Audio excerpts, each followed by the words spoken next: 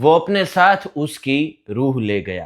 આ પંક્તિ social media પર વાયરલ એક કપલ માટે છે। આપણે ઇન્સ્ટાગ્રામ પર ફેમસ નેપાળી ઇન્ફ્લુએન્સર બિબેક પંગેની અને તેની પત્ની સૃજના સુબેદીની વાત કરી રહ્યા છીએ।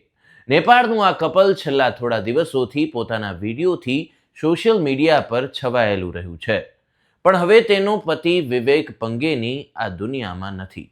છેલ્લા લાંબા સમયથી એક મગજની ગંભીર બીમારીથી તે પીડાતો હતો। શું હતી આ બીમારી, તેના લક્ષણો કેવા હોય છે, તે બધું જ જાણતા પહેલા આપણે તેની લવ સ્ટોરી જાણીએ।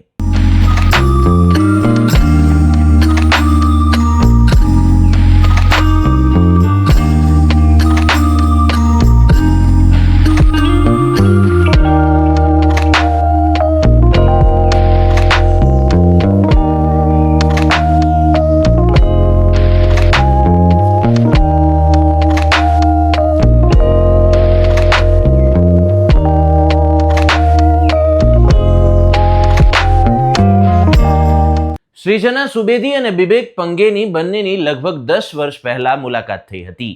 બિબેક સ્કૂલમાં સૃજનાના સિનિયર હતા। બંનેની લવ સ્ટોરી 6 વર્ષ પહેલા શરૂ થઈ હતી અને પછી બંનેએ લગ્ન કરવાનો નિર્ણય લીધો। ત્યારબાદ તેઓ અમેરિકા જતા રહ્યા અને પોતાની લાઈફની નવી શરૂઆત કરી। બિબેક પંગેની યુનિવર્સિટી ઓફ જ્યોર્જિયામાં ફિઝિક્સ અને એસ્ટ્રોનોમીના પીએચડીના વિદ્યાર્થી હતા। એક દિવસ બિબેકના માથામાં દુખાવો થયો। એ પછી તેમને ચાલવામાં પણ તકલીફ થવા લાગી। જ્યારે તેઓ ચેકઅપ માટે જતા હતા ત્યારે બિબેકે કહ્યું કે તેમને કશું જ થશે નહીં। જોકે એમઆરઆઈ કર્યા પછી તેમને 4થા સ્ટેજનું કેન્સર હોવાની જાણકારી મળી।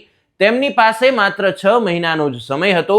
બિબેક અને સૃજનાને જ્યારે કેન્સર અંગે જાણકારી મળી ત્યારે તેમની દુનિયા બદલાઈ ગઈ, પરંતુ બંનેએ હિંમત હારી નહીં। સૃજના દરેક ક્ષણ પતિની સેવામાં રહી।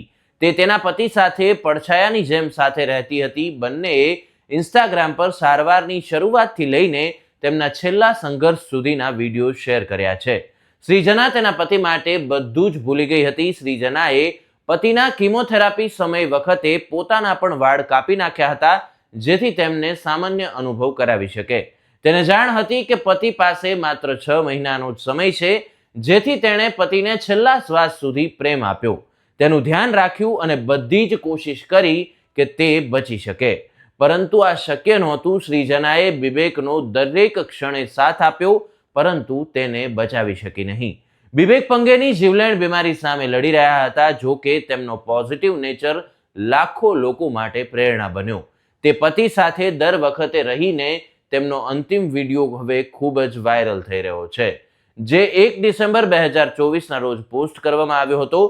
આ વિડીયોમાં સૃજના પોતાના પતિને પ્રેમથી હાથ ફેરવતી જોઈ શકાય છે। તેના ચહેરા પર પતિના સ્વાસ્થ્યની ચિંતા પણ સ્પષ્ટ રીતે જોઈ શકાય છે। શું છે આ બીમારી જે આટલી ઘાતક હોઈ શકે છે, તેના વિશે માહિતી મેળવીએ। બિબેકને બ્રેઇન કેન્સર એટલે કે ગ્લિયોમા નામની ગંભીર બીમારી હતી। ગ્લિયોમા એક એવી મગજની ગાંઠ છે। સામાન્ય રીતે આ કોષો ચેતાને ટેકો આપે છે અને તમારી સેન્ટ્રલ નર્વસ સિસ્ટમના કાર્યમાં મદદ કરે છે। ગ્લિયોમા સામાન્ય રીતે મગજમાં વધે છે, પરંતુ તે કરોડરજ્જુમાં પણ બની શકે છે। આ જીવલેણ અને કેન્સરગ્રસ્ત છે, પરંતુ તે ખૂબ જ ધીમે ધીમે આગળ વધે છે। સરળ ભાષામાં તેનો અર્થ સમજીએ તો ગ્લિયોમા મગજની પેશીઓમાં બનતી એક પ્રકારની ગાંઠ છે। સામાન્ય રીતે તે મગજ અથવા તો કરોડરજ્જુની બહાર ફેલાતી નથી, પરંતુ તે જીવન માટે જોખમી સાબિત થઈ શકે છે।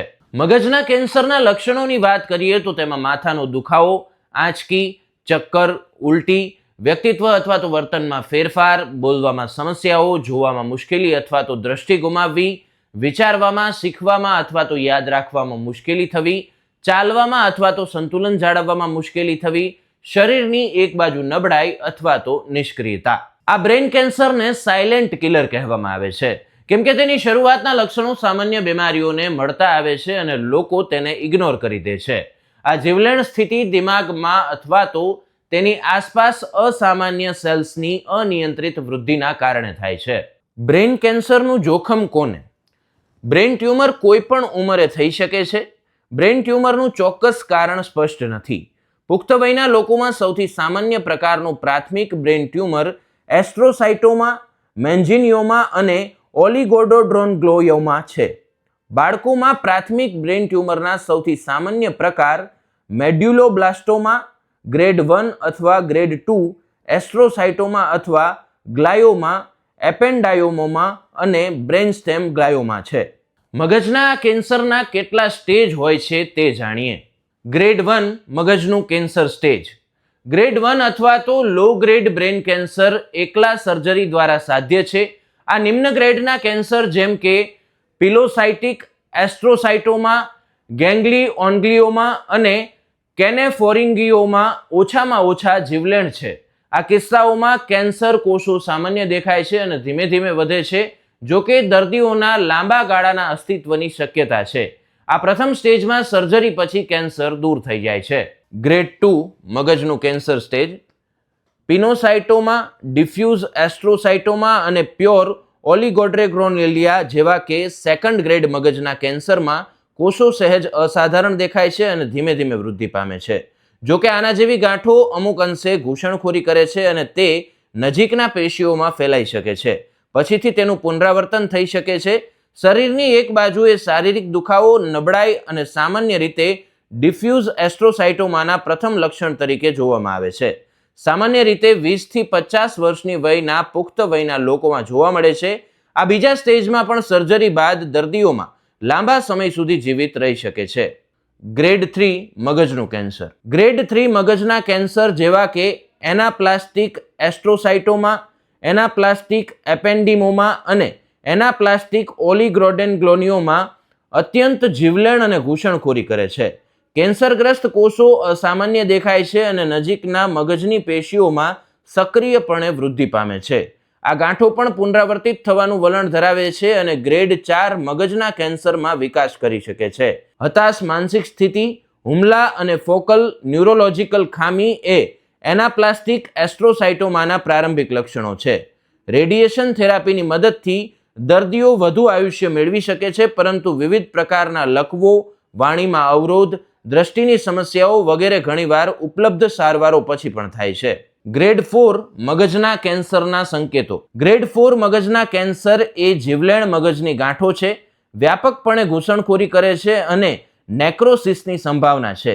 સામાન્ય રીતે ગ્લિયોબ્લાસ્ટોમા, મલ્ટીફોર્મ GBM, પિનોબ્લાસ્ટોમા જેવા ચોથા ગ્રેડના મગજના કેન્સરમાં મેડુલોબ્લાસ્ટોમા અને એપેન્ડિલોબ્લાસ્ટોમા કેન્સરગ્રસ્ત કોષો આક્રમક હોય છે, ઝડપથી ફેલાય છે અને અસામાન્ય દેખાય છે. મગજની ગાંઠનું આ સ્વરૂપ ઝડપથી વિકસતી ગાંઠ છે, જે મગજ અને કરોડરજ્જુની સપાટી પર વિવિધ સ્થળોએ ઝડપથી ફેલાય છે.